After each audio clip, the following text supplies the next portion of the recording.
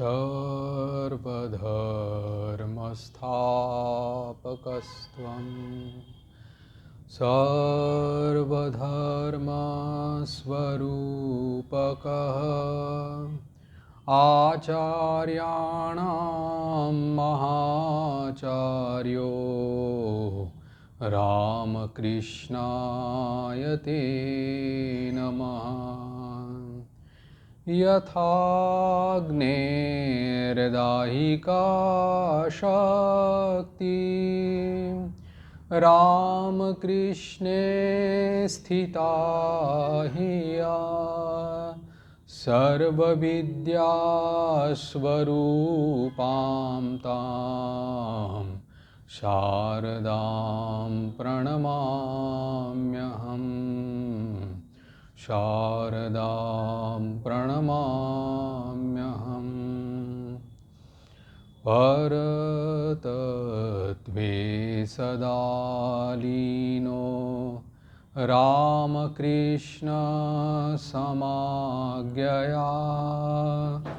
यो धर्मस्थापनरतो वीरेशं तं नमाम्यहम्। वीरेशं तं नमाम्यहम्।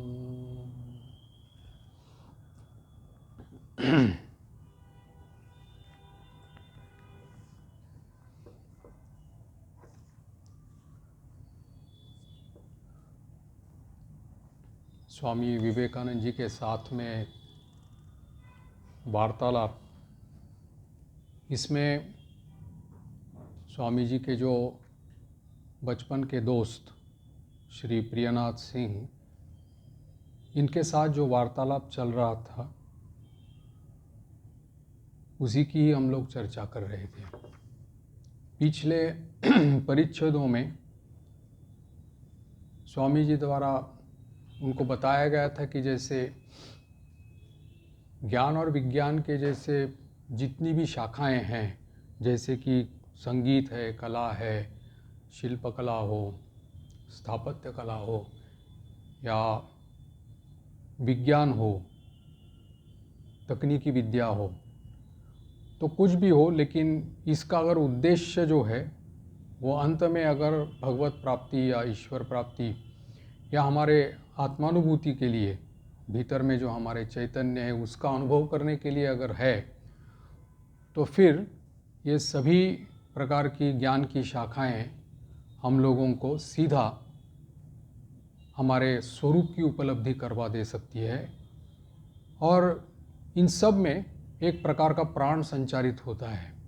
इसलिए पिछली बार की चर्चा में हम लोगों ने देखा कि स्वामी जी ने संगीत को भी उस तरह का यानी स्तर बताया कि जहाँ से भी उठ करके अलग अलग प्रकार के संगीत यानी कि स्वर और उसमें किस प्रकार से ये रहना चाहिए, उसकी चर्चा उन्होंने पिछले परिच्छेद में की थी। प्रियनाथ जी अभी स्वामी जी के साथ मिलने के लिए बलराम बाबू के मकान पर गए हैं और उन्होंने बात बात में स्वामी जी से पूछा कि स्वामी जी, पश्चिम के देशों में यानी पाश्चात्य देशों में आपके कितने शिष्य हैं? स्वामी जी ने कहा कि बहुत से शिष्य हैं। प्रश्न किया कि क्या 2-3 हज़ार है? स्वामी जी कहते हैं कि शायद उससे भी ज़्यादा हो। प्रश्न किया कि क्या आपने सबको मंत्र दीक्षा दी है? स्वामी जी ने कहा हाँ। फिर प्रश्न पूछा कि आपने उन्हें प्रणव उच्चार करने की क्या अनुमति दे दी? स्वामी जी ने कहा कि हाँ। प्रश्न पूछा कि स्वामी जी, आपने ये अनुमति कैसे दे दी? शास्त्र तो कहते हैं कि जो शूद्र है या म्लेच्छ है, इन लोगों को प्रणव का अधिकार नहीं है, और फिर पाश्चात्य देश में तो सभी म्लेच्छ है, तो उन लोगों को कैसे प्रणव युक्त मंत्र आपने दे दिया? स्वामी जी ने कहा कि आपने कैसे जाना कि मैंने जिनको दीक्षा दी है वे ब्राह्मण नहीं हैं? मैंने यानी कि प्रश्न पूछा कि आपको भारत देश के बाहर में पाश्चात्य देशों में कहाँ आपको ब्राह्मण मिल गए? स्वामी जी ने कहा कि मेरे सभी शिष्य ब्राह्मण हैं। मैं स्वीकार करता हूँ कि शास्त्र में ज़रूर लिखा है कि इन लोगों को, म्लेच्छ या शूद्र लोगों को प्रणव का अधिकार नहीं है, लेकिन यहाँ पर हर समय जो जाति के अनुसार जिसको जो जन्म प्राप्त हुआ, इसके अनुसार ही वो अगर उसका बर्ताव न रहे तो उसका अधिकारी वो नहीं रह सकता। तो इसीलिए जैसे गीता में भी कहा है कि चातुर्वर्ण्यम मया सृष्टम गुण कर्म विभागशः, तो गुण और कर्म के विभाग से ये अलग अलग प्रकार के चातुर्वर्ण जो है हो गए हैं। तो जाति से उच्च वर्ण का होना या गुणों से उच्च वर्ण का होना, ये दोनों भिन्न बातें हैं। इसलिए केवल कुल में, उस उच्च कुल में जन्म लेने से ही उसको उच्च श्रेणी का कहलाया जाएगा, ये तो सही नहीं है। इसलिए स्वामी जी कह रहे हैं कि पाश्चात्य देश में भी मुझे ऐसे व्यक्ति मिले कि जो इस प्रकार से सद्भावापन्न थे, उनके भीतर में भी ये उच्च कुल में जो गुण रहते हैं वो भी उनके जीवन में दिखाई पड़े, और इसलिए मैंने उन लोगों को दीक्षा दी। स्वामी जी आगे कह रहे हैं कि दुर्भाग्यवश आज हमारे देश में इस प्रकार से क्षात्र या ब्राह्मण के गुणों का ह्रास हो रहा है, और स्वामी जी कह रहे हैं कि पश्चिम के देशों में जो लोग हैं वो अपने रजोगुण के कारण और क्रियाशीलता के कारण क्षत्रियत्व तक पहुंच गए हैं, और उसके बाद वाली सीढ़ी है ब्राह्मणत्व। इसलिए उनमें से कई लोगों ने इस उच्च कुल में या उच्च कुल में जन्म लेने वाले के समान की जो योग्यता रहती है वो उन्होंने प्राप्त कर ली है। प्रश्न किया कि तो जो स्वभाव से सात्विक है वे ही आपके अनुसार ब्राह्मण हैं? स्वामी जी ने कहा बिल्कुल। हर एक व्यक्ति के भीतर में सत्व, रजस और तमस, ये तीनों गुणों का खेल चलता रहता है। अगर व्यक्ति सात्विक प्रधान हो और बाकी दो गुण जो है तामस और रजस, ये दोनों अगर उसमें अगर न्यून प्रमाण से हो तो फिर वो ब्राह्मण कहलाया जाएगा, या रजोगुण की मात्रा अधिक हो तो वो क्षत्रिय कहलाया जाएगा। सत्व, रज और दोनों की मात्रा समान रूप से या तमो गुण के साथ में अगर उसका मिश्रण है तो उस प्रकार की श्रेणी वो बनती जाएगी। तो इसीलिए उन्होंने कहा है कि ये चातुर्वर्ण जो है वो व्यक्ति के भीतर में जिस प्रकार का जो उसका भाव है, या उसमें सात्विक या राजसिक या तामसिक, ये जिस भाव की प्रधानता है उसके अनुसार ही उसमें वो उस श्रेणी का वो कहलाया जाएगा। जैसे हम लोग देखते हैं कि महाभारत में भी युधिष्ठिर जो थे, जन्म तो उनका क्षत्रिय कुल में हुआ था, लेकिन उनके भीतर में सभी जो दैवी गुण थे, सद्भाव जो थे, वो पूरे ब्राह्मण के समान थे। इसलिए कर्ण के साथ जब उनका कुरुक्षेत्र में युद्ध हो रहा था, तब पहले तो उन्होंने उसके ऊपर परास्त करने की कोशिश की, लेकिन कर्ण तो आखिर श्रेष्ठ धनुर्धर ठहरे, तो युद्ध में धीरे धीरे उन्होंने युधिष्ठिर का धनुष्य तोड़ दिया, उसका रथ तोड़ दिया, उसके सारथी को घायल किया, उसके घोड़ों को घायल कर दिया। उसके हाथ में अभी कोई शस्त्र अस्त्र नहीं था युधिष्ठिर के। एक ही शस्त्र में, यानी कि एक ही अगर अस्त्र चलाया जाए तो युधिष्ठिर मर जाता, लेकिन उन्होंने जो माता कुंती को वचन दिया था कि अर्जुन को छोड़कर आए और किसी को मैं वध नहीं करूँगा, तो उस समय उसका अपमान करने हेतु वो अपने हाथ में जो धनुष्य था, कर्ण उसके पास गए, उन्होंने उसके शरीर को स्पर्श किया और कहा कि महाराज, आपने क्षत्रिय कुल में जन्म तो लिया है, लेकिन आपके भीतर में सभी संस्कार जो है वो ब्राह्मण के हैं, इसलिए ये युद्ध आपके लिए नहीं है, आप अपने भाइयों के ऊपर सौंप दीजिए, वो देखेंगे। ऐसा कह करके वो वहाँ से चले गए। क्योंकि उनको मालूम था कि वो कौन है। इसलिए तो कहने का तात्पर्य ये है कि ये जो जिस भाव की प्रधानता या जिस प्रकार की प्रधानता उसके भीतर में रहती है, उसके अनुसार कुल में जन्म लेने से ही उसी प्रकार का होगा, इस प्रकार से नहीं है। प्रश्न पूछा गया कि फिर हमारे पुरोहित जो है हमें इस प्रकार की शिक्षा क्यों नहीं देते। स्वामी जी ने कहा कि यही तो अपने देश का दुर्भाग्य है। स्वामी जी ने इसके बाद में पाश्चिमात्य देशों के लोगों की व्यावहारिकता की प्रशंसा की और धर्म साधना में भी उतनी व्यावहारिकता वो प्रकट करते हैं, इसकी उन्होंने प्रशंसा की। प्रश्न पूछा कि मैंने सुना है कि जब धर्म साधन करने लगते हैं तो आध्यात्मिक और मानसिक शक्तियाँ जागृत होती है। और कुछ दिन पहले ही स्वामी शारदानंद जी के एक पाश्चात्य शिष्य का एक पत्र आया था। उन्होंने उनके कथन के अनुसार 4 महीने की ही साधना की थी और उसमें उनकी आध्यात्मिक प्रगति हो गई थी। स्वामी जी ने कहा, देखो अब वो पाश्चात्य देश के लोग स्वामी शारदानंद जी के कथन के अनुसार साधना करके उसको भी आध्यात्मिक अनुभूति होने लगी। तो यहाँ कहाँ किस प्रकार से हम लोग कह सकते हैं कि ये लोग म्लेच्छ है। तो इसीलिए वो कहते हैं कि इस प्रकार से पुरोहित वर्ग ने इन अपना अधिकारवाद जमाते हुए सब लोगों को जो ये ज्ञान के पास से जो वंचित करके रखा था, इसी के कारण ही हमारे देश का पतन हो गया था। अगले परिच्छेद में अभी यहाँ पर श्री प्रियनाथ सिंह के द्वारा जो वार्तालाप है वो यहाँ पर इसके पिछले वाले परिच्छेद में ख़त्म हो गया। अब श्री सुरेंद्रनाथ सेन, जो कि स्वामी जी के साथ उनका भी संबंध था, उनके पास आना जाना करते थे, अब वो उनके वार्तालाप यहाँ पर अभी इस परिच्छेद में है। सुरेंद्रनाथ सेन स्वामी जी के साथ घनिष्ठ रूप से मिले भी हैं और बाद में स्वामी जी की महासमाधि के पश्चात में जो विवेकानंद सोसाइटी, उसके वो दीर्घकाल तक सेक्रेटरी भी रहे हैं। अभी शनिवार है 22 जनवरी 1898।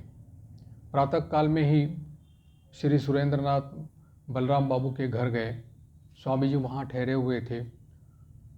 कमरा श्रोताओं से भरा हुआ था और स्वामी जी कह रहे थे कि आज हमें श्रद्धा की आवश्यकता है, आत्मविश्वास की आवश्यकता है।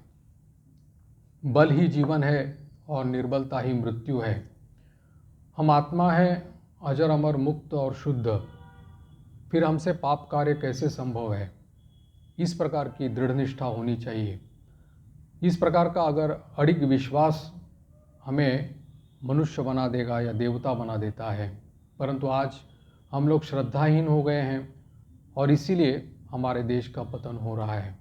स्वामी जी ने बहुत बार इस आत्मश्रद्धा के बारे में चर्चा की है। जैसे गीता भी कहती है कि श्रद्धावान लभते ज्ञानम तत्पर संयतेन्द्रिय। तो ये श्रद्धा हर एक के जीवन में अगर रहे तो उसके भीतर की जो शक्ति है वो अपने आप जागृत हो जाएगी। इसीलिए स्वामी जी ने इस आत्मश्रद्धा के ऊपर पूरे भारतीय व्याख्यान जिसमें उन्होंने दी है, बार बार इस चीज़ को उन्होंने इसका जिक्र उन्होंने किया है कि श्रद्धा के बिना कुछ होने वाला नहीं है। स्वामी जी के जैसे कि उन्होंने ये उसकी वाणी में, उनके उपदेशों में जैसे हम पाते हैं कि उन्होंने इस शक्ति यानी कि ये जो चैतन्य जो है वो हम सब लोगों के भीतर में है, उसी का प्रकटीकरण या उसके बारे में पहले जानना, दूसरी बात उसका जागरण करना और तीसरी बात उसका उत्तरण करना, ये तीनों उपाय उन्होंने वहाँ पर कहे थे। पहले तो बात यह है कि इस चैतन्य या हमारे भीतर में जो शक्ति है, आत्मशक्ति है, इसके बारे में ही हम लोग जानते नहीं हैं। तो उसको पहले जानने के लिए स्वामी जी ने कहा कि ये श्रद्धा हो और ये श्रद्धा हमारे भीतर में अगर दृढ़ रहे तो फिर अंदर से ही इस शक्ति का प्रकटीकरण हो सकता है। और ये जब तक नहीं होता तब तक हमसे पापाचरण या दुष्कर्म जो है वो बनते रहेंगे। और इसीलिए स्वामी जी ने मुक्त कंठ से ये इस श्रद्धा के बारे में सब लोगों को प्रचार किया था।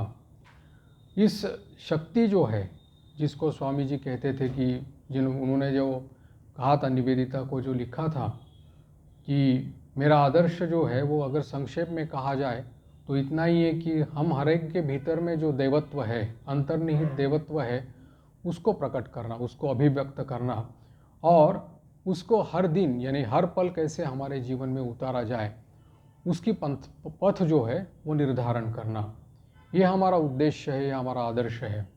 तो ठीक उसी के अनुसार वो चाहते थे कि हमारे श्वास निश्वास में, हमारे चिंतन में, हमारी कथा में, हमारी बातचीत में, हमारे आचरण में या हमारे जागृत अवस्था में या स्वप्न अवस्था में भी ये शक्ति जो है, भीतर की जो आत्मशक्ति है, उसका प्रकाश सब समय होना चाहिए।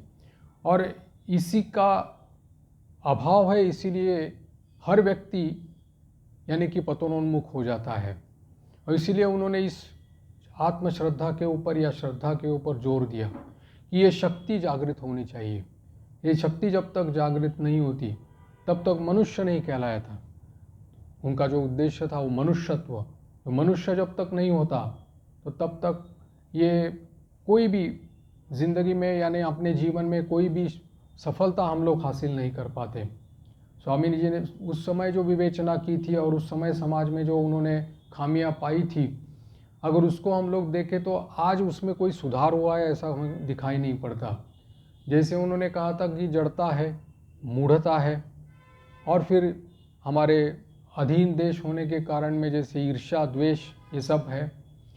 और उसके बाद साथ ही हमारी संस्कृति और सभ्यता के प्रति हमारा कोई आदर नहीं है, यानी कि उसके प्रति कोई सम्मान, उसके प्रति कोई श्रद्धा नहीं है हमारी। तो इसलिए इसके कारण ही हम लोग पीछे पड़ गए हैं। ये सब खामियां उन्होंने उस समय बताई थी। अगर आज की समाज के इसमें अगर हम लोग तुलनामूलक चर्चा करें तो उसमें यही चीज़ें हम लोगों को दिखाई पड़ती है कि अपनी संस्कृति के बारे में, अपनी ही सभ्यता के बारे में हम लोग श्रद्धान्वित नहीं है, लेकिन बाहर के देशों की खान पान, वेशभूषा या उनका जो आचरण है उसका अंधानुकरण करने से हम लोगों को आनंद लगता है। लेकिन कभी अपनी भी जो धरोहर है, जो विरासत में हम लोगों को मिली है, उसकी तरफ कभी हम लोगों ने देखा ही नहीं, ताका भी नहीं। तो इसीलिए भी ये एक तरह से क्लोज्ड चैप्टर की तरह ये रह गया। और इसीलिए स्वामी जी कह रहे बार बार कि इस आत्मश्रद्धा की आवश्यकता है, जिससे हम लोग इस मनुष्य कहलाने लायक रह जाएंगे। स्वामी जी ने और एक बार भी, जैसे दूसरी बार पाश्चात्य देश की यात्रा पर चल रहे थे, तब उन्होंने निवेदिता को यही कहा था कि मैनलीनेस, इसके बारे में उन्होंने कहा था, this is my new gospel, ये मेरा नया संदेश है। The older I grow the more everything seems to lie in manliness, this is my new gospel. जितना मैं परिपक्व हो रहा हूँ, यानी जितना भी मेरी आयु बढ़ती जा रही है, उतना ही मुझे समझ में आ रहा है क्या कि सब कुछ जो है ये वीरता में है। मैनलीनेस मतलब वीरता जो है इस आत्मशक्ति के ऊपर है, और यही मेरा नया संदेश है। और अगर ये आत्मशक्ति का प्रकटीकरण होता है तो जीवन में श्रेय और लाभ अपने आप मिलेगा। तो इसलिए अगर हम लोगों को अगर इस आत्मश्रद्धा को प्रकट करना है या उसमें बलवान बनाना है, सुदृढ़ बनवाना है, तो स्वामी जी ने हम लोगों को निर्देश किया कि इसका स्रोत जो है वो है उपनिषद। हमारे उपनिषदों में पूरी श्रद्धा और श्रद्धा ही भरी पड़ी हुई है। उपनिषदों में अगर स्वामी जी अगर कहते हैं कि मुझे अगर कोई शब्द अगर अच्छा लगता है, वो है अभी। अभी यानी कि निर्भय हो जाओ, निर्भीक हो जाओ, ये शब्द उन्होंने कहा। उपनिषदों में अगर हम लोग पढ़ेंगे तो उसमें कोई भी नेतिवाचक नहीं है, पहली बात। दूसरी बात, वहाँ परमानंद प्राप्ति की बात करते हैं उपनिषद का ऋषि, और आत्यंतिक दुख निवृत्ति की बात करते हैं। और तीसरी बात यह है कि उसमें किसी भी प्रकार की नेतिवाचक भाषा नहीं है, वहाँ कहीं दुर्बलता का कोई स्थान भी नहीं है। इसलिए इस उपनिषद को उन्होंने हम लोगों के सामने रखा है। और इस उपनिषद को हम लोग अगर ऐसा समझे कि उपनिषद केवल अद्वैतवादी है, द्वैतवादी है, विशिष्टाद्वैतवादी है, तो ये गलत धारणा है। उपनिषद हमारे भारतीय जीवन का मनोप्राण है। क्योंकि उपनिषद शब्द का अर्थ क्या है? उपनिषद शब्द का अर्थ ही यही है कि ब्रह्म विषयक विद्या, उपपूर्वक निपूर्वक सद धातु क्विप प्रत्यय। सद धातु का अर्थ है कि 3 अर्थ उसके बताए गए हैं, एक विशरण, गति और अवसाधन। सद धातु का अर्थ है विशरण मतलब नाश होना। किसका नाश होना? अज्ञान का नाश होना। या दूसरा अर्थ है गति, गति मैंने प्राप्ति अर्थ है गति कहा है। कौन सी प्राप्ति? मुक्ति मोक्ष जो है उसकी। और तीसरा है अवसाधन, अर्थात कि कर्म बंधन का शिथिल हो जाना। ये तीनों अर्थ उन्होंने वहाँ पर आचार्य शंकर ने किए हुए हैं। तो तीनों अर्थ सद, विशरण, गति और अवसाधन। और फिर उसमें कहा है कि इसका अर्थ जो है वो है ब्रह्म विषयक विद्या। और इस ब्रह्म विषयक विद्या जो है उसके द्वारा इस अज्ञान आवरण का नाश या कर्मबंधन का नाश या मोक्ष प्राप्ति हो जाती है। इसीलिए हमको इसमें श्रद्धा रखनी चाहिए, अपनी आत्मिक श्रद्धा, आत्मश्रद्धा के ऊपर।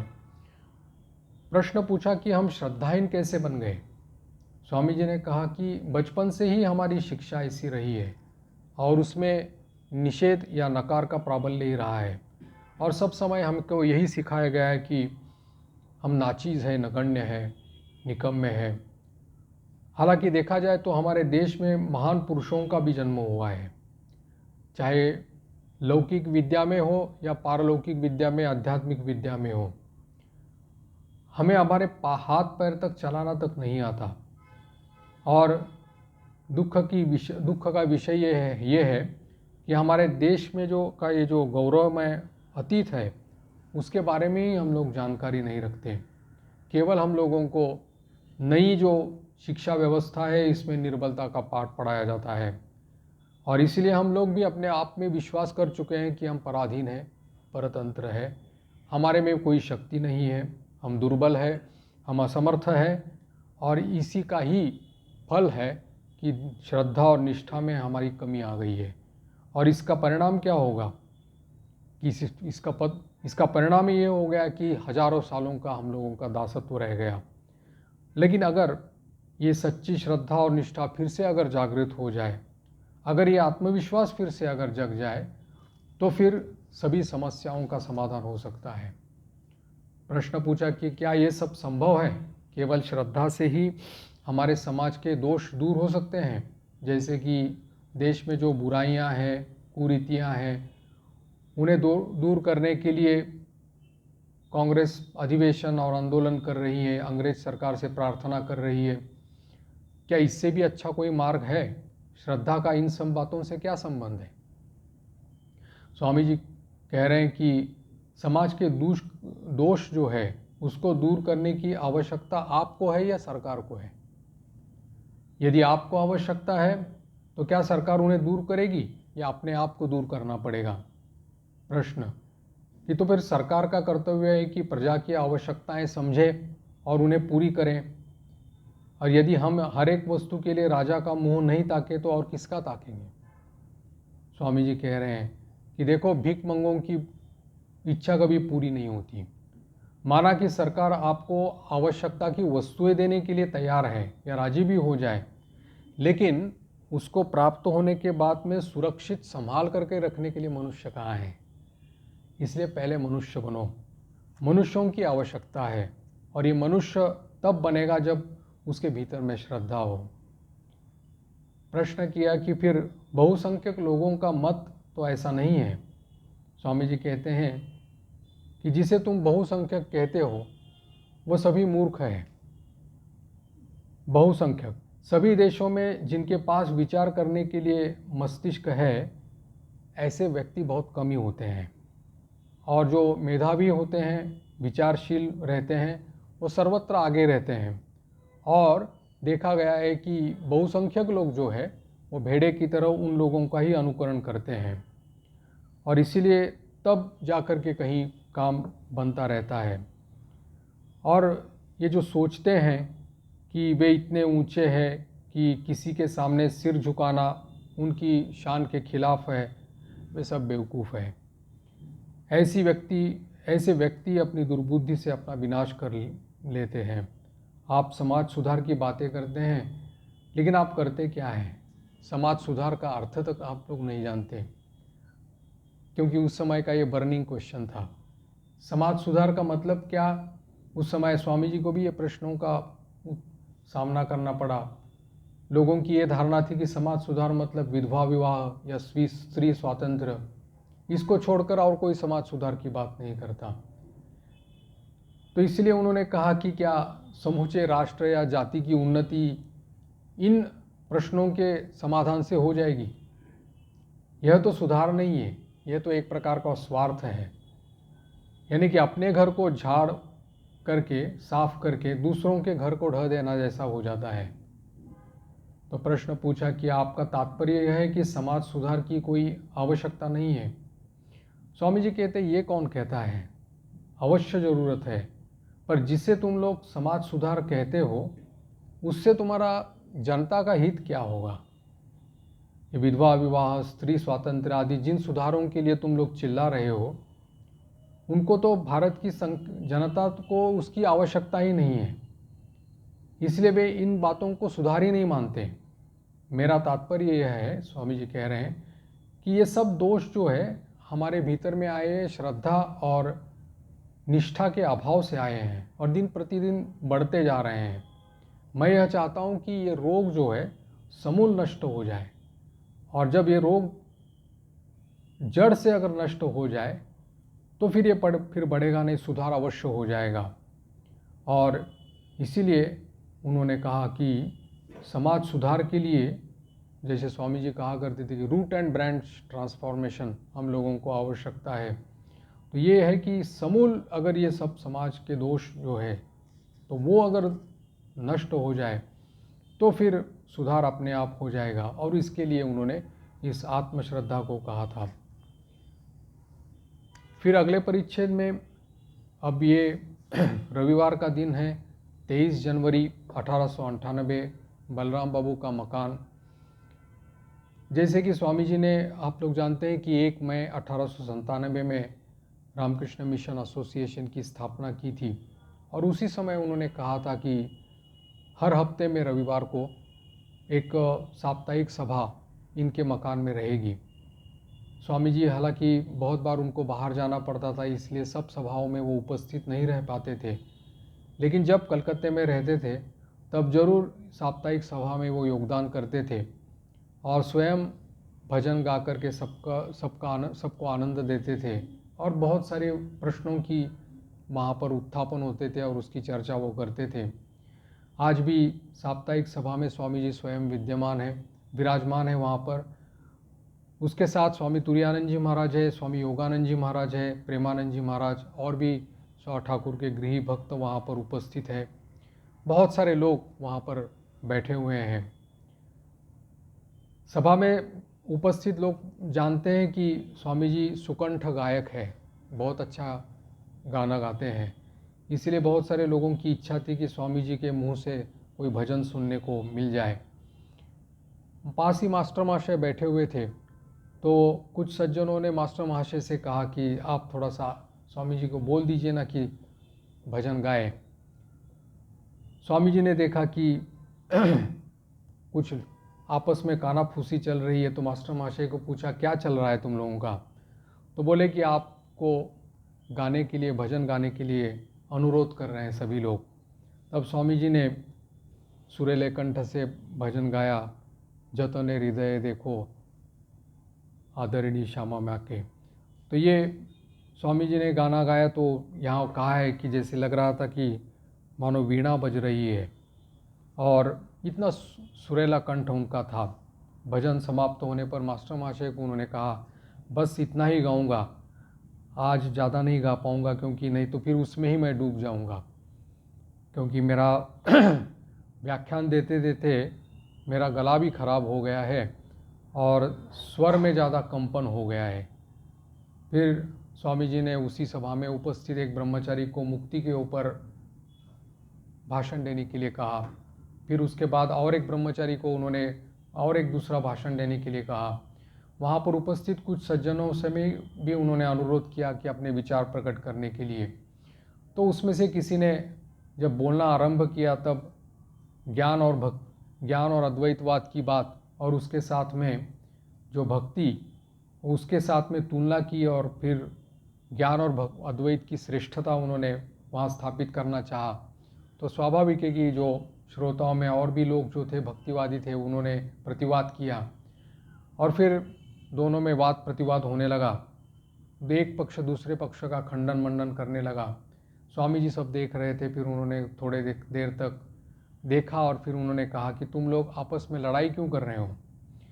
ठाकुर कहते थे ना कि विशुद्ध ज्ञान और विशुद्ध भक्ति एक ही, जैसे पराज्ञान और पराभक्ति एक ही है। भक्ति योग में भगवान को प्रेममय माना गया है, लेकिन वो पूर्ण प्रेममय है, लेकिन कोई ये नहीं कह सकता कि मैं उससे प्रेम करता हूँ, क्योंकि उसके परे कोई प्रेम का अस्तित्व है नहीं। क्योंकि भक्त के हृदय में जो प्रभु के प्रति प्रेम है वो भी साक्षात प्रभु ही है। इस तरह अगर देखा जाए तो भक्ति में द्वैतवाद रहा कहाँ। जब भक्त प्रेम से भगवान के साथ एक हो जाता है, तन्मय हो जाता है, तब वहाँ द्वैतवाद कहाँ रह जाता है। इसी प्रकार से जो भी इच्छाएं हमारे मन में हैं, जो भी वृत्तियां हैं, आकर्षण है, स्नेह है, प्रेम है, वो सब ईश्वर के ही रूप है। चोर चोरी करता है, वेश्या अपना शरीर बेचती है, माँ अपने बच्चों को प्यार करती है, इन सब भावनाओं में, इन सब प्रेम में, आकर्षण में ईश्वरीय है। एक ग्रह दूसरे ग्रह को आकर्षण करता है, उसमें भी ईश्वर है, सर्वत्र वही है। ज्ञान योग के अनुसार वह सर्वत्र है, विद्यमान है। इसलिए ज्ञान और भक्ति में विरोध कहाँ है। बोलते हैं कि जब भावावस्था को प्राप्त करके जब कोई ब्रह्मानंद में डूब जाता है या समाधिस्थ हो जाता है, तब उसका द्वैत भाव नष्ट हो जाता है। तब भक्त और भगवान दोनों एक हो जाते हैं। और भक्ति योग के ग्रंथों में इस प्रकार से भक्ति के 5 विविध प्रकार बताए, भाव के विविध प्रकार, जैसे शांत, दास्य, सख्य। किसी का भी एक अवलंबन करने से भगवत प्राप्ति होती है। स्वामी जी कह रहे हैं कि इनमें से एक छठा प्रकार और भी जोड़ा जा सकता है, और वो क्या, प्रभु और मैं एक हूँ। इस प्रकार से अभेद भाव से जो साधन है वो, इस प्रकार स्वामी जी कह रहे हैं कि भक्ति मार्गी और अद्वैतियों को भी भक्ति मार्गी ही मान ले सकते हैं। अंतर इतना है कि ये अद्वैत मार्गी भक्त जो है वो जब तक मायापास से मुक्त होते नहीं, तब तक द्वैत का भाव बना रहता है। और माया क्या है, बोलते हैं कि देश काल निमित्त ही माया है। जब इस माया से मुक्त हो जाता है तब वो जीव ब्रह्म के साथ ऐक्य अनुभव करता है। तब न वहाँ द्वैत है ना अद्वैत है, उसके लिए सब एक हो जाता है। तो ज्ञानी और भक्त में जो वास्तविक रूप से जो फर्क दिखाई पड़ता है वो प्राथमिक अवस्था में है, साधना की प्राथमिक अवस्था में है। और श्री रामकृष्ण कहा करते थे कि भक्ति की एक और अवस्था है जिसे पराभक्ति कहते हैं।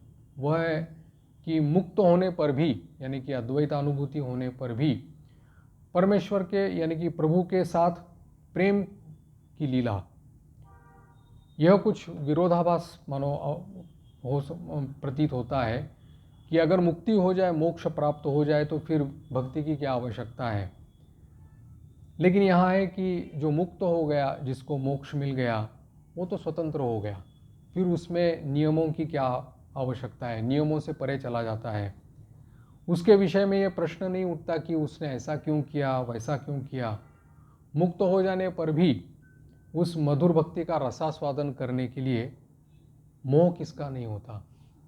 ये स्वामी जी भी अभी इस चीज़ को मान रहे हैं कि जीवन मुक्त अवस्था के बाद में भी जो कोई भी एक भाव लेकर के, अवलंबन करके भगवान के साथ में जो संबंध बना ले, शांत, दास्य, वात्सल्य, सख्य, मधुर, तो उसमें परिपक्वता आ जाती है। इसीलिए ठाकुर कहा करते थे पराभक्ति।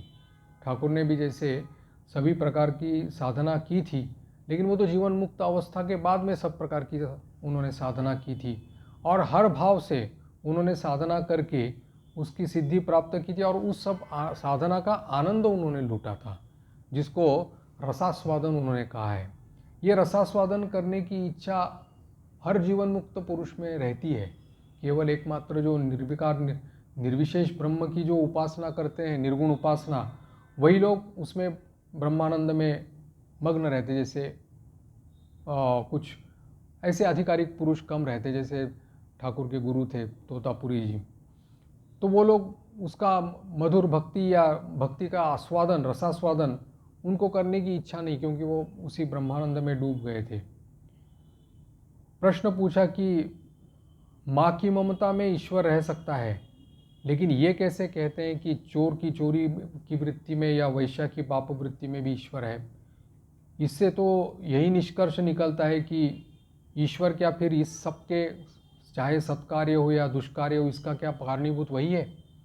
स्वामी जी कहते हैं कि ये दृष्टि केवल सिद्धावस्था में ही पहुंचने पर प्राप्त होती है। उस अवस्था में जो अवस्था प्राप्त हो जाता है, फिर उसके लिए ये जहाँ भी प्रेम या आकर्षण उसको दिखाई पड़ता है, वहीं पर उसको प्रभु या ईश्वर दिखाई पड़ते हैं।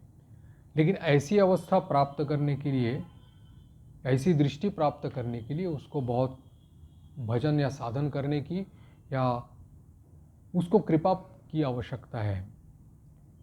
प्रश्न किया कि फिर यह तो स्वीकार करना ही होगा कि पाप में भी ईश्वर है। स्वामी जी ने कहा कि देखो, यथार्थ रूप से अगर देखा जाए तो कोई पाप और कोई पुण्य नहीं है, यानी कि कोई चीज़ पूर्ण रूप से भली या पूर्ण रूप से बुरी नहीं है। ये केवल एक व्यावहारिक परिपाटी है कि किसको हम लोग लौकिक रूप से किसी को अच्छा कहते हैं, किसी को बुरा कहते हैं। जिसको हम लोग बुरा कहते हैं, हो सकता है कि किसी अन्य अवसर पर हम लोग उसको भला भी कहें, या किसको हम लोग भला कह रहे हों उसको हम लोग कभी बुरा भी कह सकते हैं। उदाहरण के लिए उन्होंने कहा कि जैसे आग है, अगर आग में हम लोग अपना शरीर का कोई अंग डाल दे तो जला देगा, तो आग बुरी हो जाएगी। लेकिन उसी आग के ऊपर में अगर खाना बन जाएगा और भूखे के लिए वो अन्न मिल जाएगा, तो वो भी उसका भला उपयोग हो गया। तो ठीक उसी प्रकार से ही जिसका जैसा उपयोग होता है, उसके अनुसार उसका भला बुरा इसका निर्णय होता है। तो सद्गुण, दुर्गुण या पाप और पुण्य जो है, वो सभी मानसिक और शारीरिक प्रवृत्तियों का उचित उपयोग अथवा अनुचित उपयोग, इसके ऊपर में निर्भर करता है। इसके बाद में भी प्रश्नोत्तर हुए। फिर स्वामी जी ने सबके उत्तर देते हुए, किसी ने प्रश्न पूछा कि ये ग्रहों के भीतर में जो आकर्षण होता है, ये सिद्धांत सच हो या न हो, लेकिन इसमें कवित्व की भाषा है, कवित्व है तो अच्छा लगता है। स्वामी जी ने कहा नहीं, ये कवि कल्पना नहीं है, ये ज्ञान प्राप्ति होने पर इस सत्य का स्वयं हम लोग दर्शन कर सकते हैं। स्वामी जी ने कहा कि देखो, ये यद्यपि ये जो जड़ और चैतन्य जो स्थूल रूप में हम लोगों को अलग दिखाई पड़ते हैं, लेकिन वास्तविक रूप से देखा जाए तो तत्व के ये दो रूप हैं। हमारे भीतर में जैसे एक ही शक्ति का मानो इस पूरे प्रपंच में खेल चल रहा है, तो इसकी अंतर यानी कि जगत में या बाह्य जगत में जो शक्तियां हैं, जो क्रियाशील, वो इन्हीं की शक्तियों का ही दो स्वरूप है। जो क्रियाशील है उसको हम लोग चेतन समझते हैं, जो जड़ है या कोई निष्क्रिय दिखाई पड़ता है उसको हम लोग जड़ मान देते हैं। लेकिन एक ही महाशक्ति की सभी अभिव्यक्तियां हैं। जिसको जड़ मानते हैं उसमें कहते हैं कि कोई चैतन्य का अंश इसमें कम हो, या जो क्रियाशील है उसमें चैतन्य का अंश अधिक मात्रा में हो, ऐसा मानने लगते हैं। लेकिन ऐसा नहीं है। चैतन्य की अभिव्यक्ति जड़ हो या चेतन में हो, वो समान रूप से हैं। जड़ पदार्थों में भी जो शक्ति है वो आकर्षण के रूप में, इसी के कारण तो जड़ बन गया है एक, और इसीलिए वो उस प्रकार से शक्ति प्रकट हो रही है। तो स्वामी जी कह रहे हैं कि उसी प्रकार से ही सिद्ध और ज्ञानी व्यक्तियों में भी जो प्रेम आदि का जो अनुभव होता है, वो इसी शक्ति का खेल है। यानी कि चेतन अवस्था में सूक्ष्मतर हो करके ये प्रेम आदि भावों का अनुभव होता है, और जड़ अवस्था में अनुभव नहीं होता। लेकिन दोनों शक्तियाँ एक ही इस महाशक्ति की दो अभिव्यक्ति है। ये व्यावहारिक में प्रभेद जो है वो होता ही क्यों है, ऐसा प्रश्न पूछा। तो ये सब प्रवृत्ति जो है, स्वामी जी कह रहे हैं कि कर्मों के फलस्वरूप है। यानी कि मनुष्य के भीतर में जो शक्तियाँ हैं उसका वो फिर दुरुपयोग क्यों करता है, दुष्कर्म क्यों करता है, वो प्रवृत्ति क्यों उसमें रहती है। स्वामी जी कह रहे हैं कि इसका कारण ये है कि इसके जो कर्म है उस कर्मों के फलस्वरूप ये होता है। मनुष्य जो है जैसा है उसका कारण वो स्वयं है। अगर कह सकते हैं कि उसको अगर इच्छा हो तो अपने स्वभाव के ऊपर, अपने प्रवृत्तियों के ऊपर नियंत्रण ला सकता है और उसका उचित उपयोग भी कर सकता है। ये उसके भीतर में वो विवेक है, वो शक्ति भी उसके भीतर में है। जैसे स्वामी जी कहते हैं कि man the maker of his own destiny. तो इस तरह से प्रश्न किया कि फिर ये प्रवृत्तियां कर्मों की फलस्वरूप है, यह मान लिया जाए तो उनका आदि तो अवश्य होगा, क्योंकि कहीं ना कहीं तो शुरुआत हुई होगी इस भले या बुरी प्रवृत्तियों की। स्वामी जी कह रहे ये कैसे जानते हैं कि इसका आदि है? सृष्टि तो अनादि है, सब यह वेद वाक्य है, और जब तक ईश्वर है तब तक सृष्टि भी है। प्रश्न किया कि ये माया है क्यों और वो कहाँ से आई? स्वामी जी ने कहा कि यहाँ पर क्यों ये प्रश्न करना ही गलत है। जहाँ पर अपूर्णता है, जहाँ अभाव है, कामना है, वहीं केवल क्यों प्रश्न किया जा सकता है। जो निष्काम है, जो पूर्ण है, एक है, उसके संबंध में क्यों कैसा कह सकते हैं? हम हैं माया के भीतर में, माया के भीतर में ही, यानी कि देश काल निमित्त के भीतर में ही है। उसके भीतर रहते हुए हम लोग कैसे प्रश्न करते हैं कि माया क्यों है, माया के परे क्या है, और ये माया के भीतर हम लोग कैसे रह रहे हैं। ये प्रश्न तब होते हैं कि जब हम माया से ऊपर उठे तब। जैसे नींद में सोया हुआ आदमी अगर स्वप्न देखे और उस स्वप्न में अगर देखे कि कोई प्राणी उसके पीछे दौड़ रहा है, और ये हम लोग घबरा करके और दौड़ रहे हैं, और जब सपना टूट गया, नींद खुल गई, तब हमने देखा कि कहाँ वो प्राणी था और कहाँ हम थे, कुछ नहीं था, वो सपना था। तो अगर कोई प्रश्न पूछा आपके उस प्राणी ने आपके पीछे दौड़ा क्यों आपके पीछे, तो इसका उत्तर क्या देंगे? तो उसका उत्तर यही रहेगा कि वो केवल एक स्वप्न था। तो इसका उत्तर तभी दिया जा सकता है जब हम लोग सपने से नींद टूट जाए। तो वैसे ही कहते हैं कि माया के बाहर आने से ही फिर हम लोग ये कह सकते हैं कि इसका क्यों और कैसे इसका प्रश्न हो सकता है। फिर उसके बाद में स्वामी जी ने उन लोगों के साथ और भी बहुत सारी चर्चा की। आज फिर उसके बाद वाले दिन, यानी कि 24 जनवरी में सोमवार है, स्वामी जी वहीं पर बलराम बाबू के मकान में ही हैं। फिर शनिवार के दिन में जो लोग उनके साथ वार्तालाप करने आए थे, उनमें से ही किसी ने उनको प्रश्न पूछा है कि हमारे, यानी कि लड़के लड़कियों का विवाह के बारे में किसी ने प्रश्न पूछा था।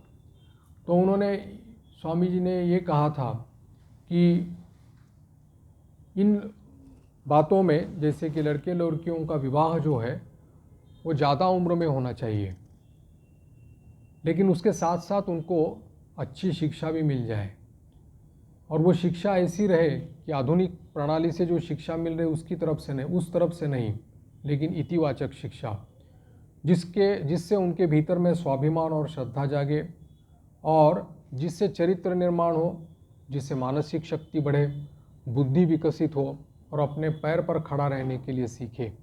तो इस प्रकार से ये शिक्षा उसके लिए ज़रूरत है। फिर प्रश्न पूछा कि हमारे नारी समाज में कई सुधारों की आवश्यकता है।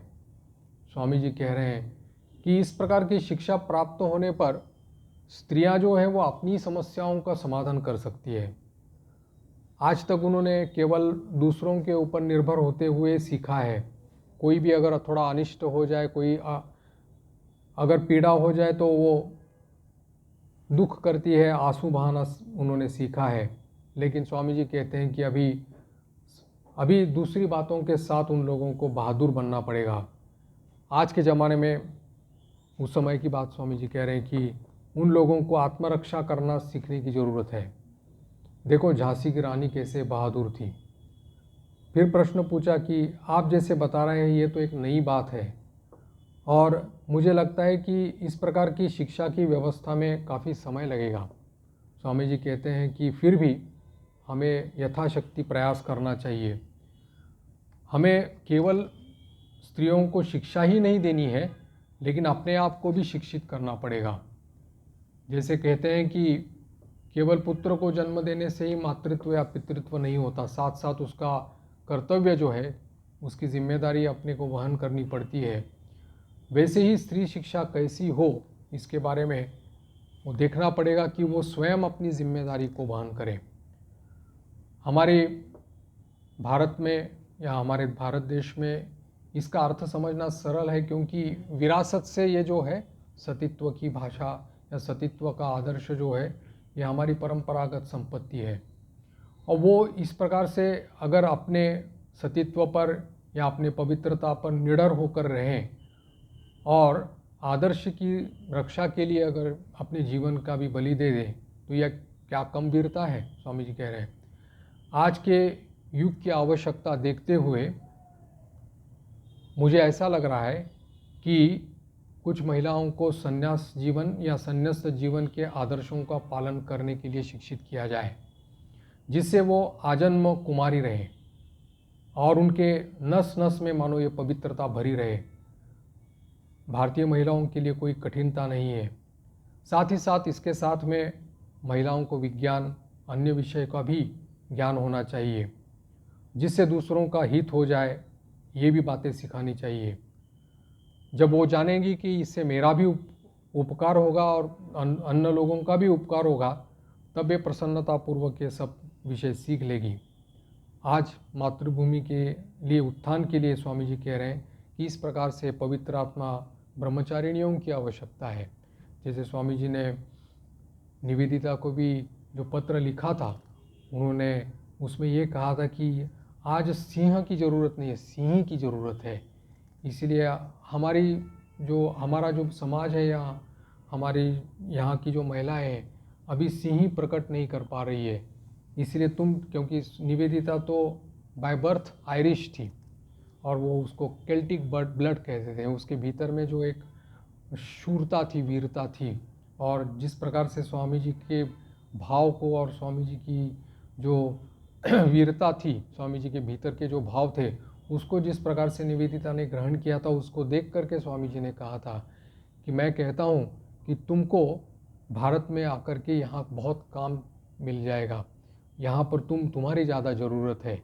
और मैं तुमको कहूँगा, सलाह दूंगा कि किसी के अंडर काम न कर करके तुम यहाँ सीधी चली आओ, और अगर इस काम में तुम अगर मानो असफल भी रहोगी, अगर तुम वेदांतों को भी छोड़ दोगी, तो मैं तुम्हारे पीछे रहूँगा जीवन भर, मृत्यु तक तुम्हारे पीछे रहूँगा।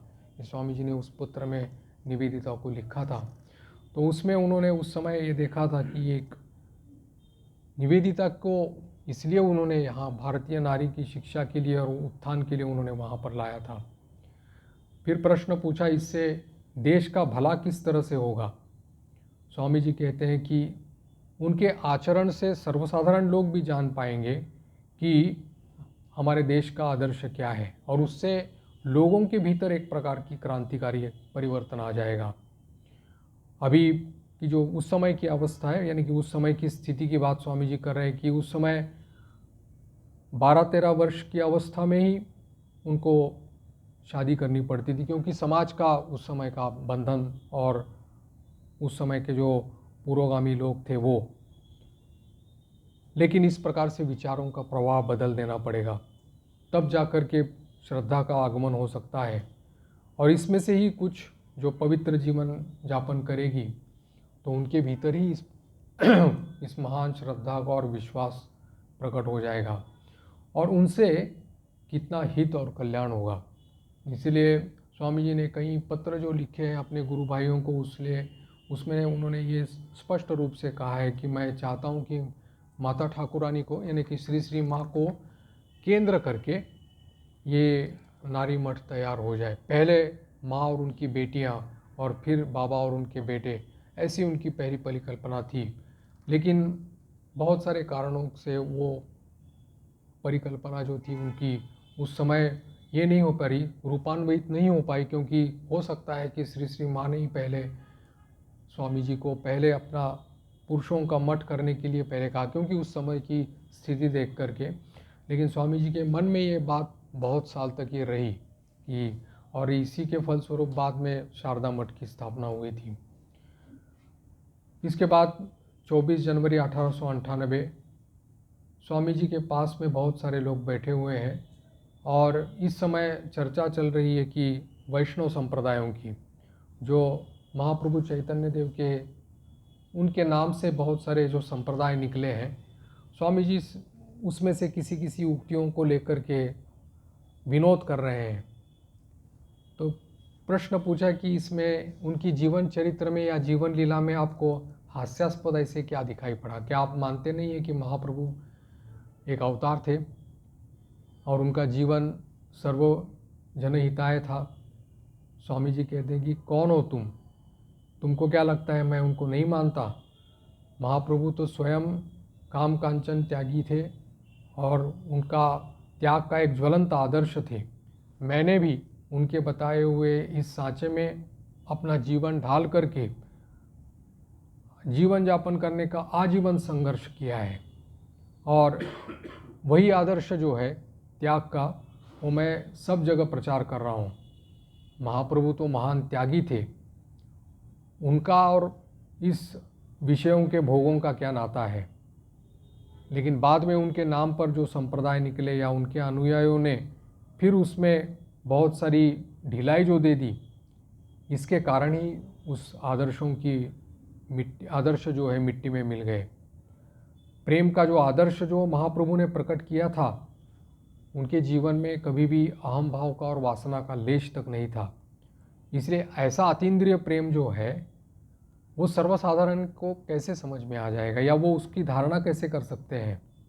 लेकिन उनके बाद में जो आचार्य हो गए या उन्होंने जो संप्रदाय निकले, उन्होंने महाप्रभु के ये जो त्याग है, वैराग्य है, निस्पृहता है, निस्वार्थ बुद्धि है, ये जो आदर्श है, उनकी पूरी उपेक्षा की और केवल प्रेम का ही प्रचार किया। और इसके कारण ही ये जो दिव्य प्रेम था, तो उस प्रेम के तत्वों को कभी नहीं समझ पाए और न समझने के कारण ही फिर उस प्रेम की जो निकृष्ट अवस्था आ गई, जो साधारण स्त्री पुरुष के प्रेम के ऊपर में रुक गई। तो इसीलिए स्वामी जी ने ये बात बहुत बार ही इसके ऊपर में आलोचना की है, चर्चा की है और कहा है कि जब तक इस कोई भी साधना हो या कोई भी भजन हो, कोई भी किसी भी संप्रदाय का, जब तक ये त्याग और वैराग्य और निस्पृहता इसके ऊपर, जब इस नींव के ऊपर वो जब तक आधारित नहीं होता भजन, तब तक फिर उसको फल कभी भी नहीं मिल पाता, क्योंकि ये उसका आधार स्वरूप है।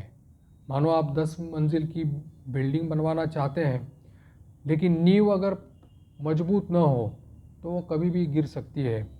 तो ठीक इसी प्रकार से महाप्रभु ने जो आदर्श, प्रेम का आदर्श या ये जो दिव्य प्रेम, भगवान का प्रेम जो उन्होंने सब जनसाधारण में जो प्रचार किया था, उसको धारणा करने के लिए जो त्याग और वैराग्य की और इसकी ज़रूरत थी, उसको अगर उपेक्षा की जाए, उसकी अवहेलना की जाए, तो वो प्रेम किसी भी तरह से टिक नहीं पाएगा। और ऐसे बहुत सारे स्वामी जी ने उस समय उस तत्कालीन समाज में बहुत सारे ऐसे अवनति के उदाहरण देखे होंगे, इसलिए बार बार इसके बारे में उन्होंने सब लोगों को ये यानी कि वार्निंग दी थी कि कभी इस दिव्य प्रेम को समझना, इस तत्व को समझना तब तक मुश्किल है जब तक हम लोग इसकी नींव हमारी दृढ़ न हो। प्रश्न किया कि महाराज, उन्होंने तो कृष्ण के नाम का उपदेश सभी को किया है, चांडालों तक किया है, तो सर्वसाधारण को उनके उपदेशों का अधिकार क्यों नहीं होगा? स्वामी जी कह रहे हैं कि मैं उनके उपदेशों की नहीं, लेकिन उनके प्रेम का जो महान आदर्श था उसकी चर्चा कर रहा हूँ। जैसे कि वो रात दिन उसी भाव में मस्त रहते थे और उसी प्रेम में ही डूबे रहते थे। और इसीलिए फिर से प्रश्न किया कि फिर वो सर्वसाधारण के लिए वर्जित क्यों है? तो उन्होंने कहा कि देश में इसका परिणाम क्या हुआ है, देखो कि इस प्रेम की ठीक ठीक धारणा न करने के कारण केवल नाचना, गाना, कूदना और आंसू बहाना, इसके कारण में हमारा पूरा जो देश है वो दुर्बल हो गया है, निष्क्रिय हो गया है। जाति का पौरुषत्व नष्ट हो गया, सभी नपुंसक बन गए। बोलते हैं स्वामी जी कि पूरा उड़ीसा जो है वो कायरों का देश बन गया, और बंगाल बोलते हैं कि इस प्रेम के पीछे 400 साल दौड़ने के कारण या अपना पौरुषत्व खो बैठा। केवल बस रोना और आंसू बहाना मात्र आता है, और वही उनका गुण बन गया। उनके साहित्य का देखो, राष्ट्र के विचारों को और भावों का दर्पण होता है, लेकिन 400 वर्षों का अगर बंगाली साहित्य अगर देखा जाए तो यही है, बोलते कराना और आंसू बहाना। इसमें एक भी वीर रस का काव्य अभी तक नहीं रचा गया 400 साल में। फिर प्रश्न पूछा कि फिर उस प्रेम के अधिकारी कौन है? तो स्वामी जी एक बात में कहते हैं कि जब तक हृदय में वासना के लिए तिलमात्र स्थान नहीं रहेगा, तब तक ये प्रेम संभव नहीं है। केवल एकमात्र त्यागी, निष्प्रिय और संन्यस्त व्यक्ति ही इस प्रकार के स्वर्गीय प्रेम का अधिकारी बन सकता है। स्वामी जी ने ये बात इसमें दी थी। यहाँ पर थोड़ी सी हम लोग किसी संप्रदाय की या किसी इसकी निंदा बिल्कुल नहीं कर रहे, लेकिन जो उनको उस समय की तत्कालीन समाज में दिखाई पड़ा था, इसके कारण उन्होंने ये कहा कि जो पौरुषत्व चाहिए, जो भीतर में उद्यम चाहिए, अध्यवसाय चाहिए, वो मानो इसके कारण में नष्ट हो गया है, और उसी को ही अपना अगर गुण मान लिया। कोई भी भजन करना है, साधना करनी है, या परमार्थ में भी या लौकिक व्यवहार में भी अगर आगे बढ़ना है, तो भी तो पुरुषार्थ की आवश्यकता रहती है, प्रयास की आवश्यकता रहती है। इसीलिए स्वामी जी ने कहा है कि जो परिश्रम करता है, स्ट्रेंथ में कि बल जिसके पास है उसी का ही तो जीवन है, कायरता तो मृत्यु है। तो इसी का ही भाव उन्होंने कहा है कि उस प्रेम तक, यानी कि उस प्रेम के महान आदर्श तक पहुंचने के लिए ये नींव जो है, त्याग की जो नींव है, वो अगर सुदृढ़ रहे और मजबूत रहे तो उस आदर्श तक जाया जा सकता है। नहीं तो हम लोगों को उसी साधन पद्धति से चलना पड़ेगा और उसी मार्ग से चलना पड़ेगा कि पहले हम लोग अपने आप को योग्य बनाएं, हम लोग की पहली नींव उसको सुदृढ़ करें, फिर उस प्रेम की हम लोग चर्चा करें। तो आज यहीं पर विराम दे देते हैं। ओम शांति शांति शांति। हरि ओम तत्सत। श्री राम कृष्णार्पणमस्तु।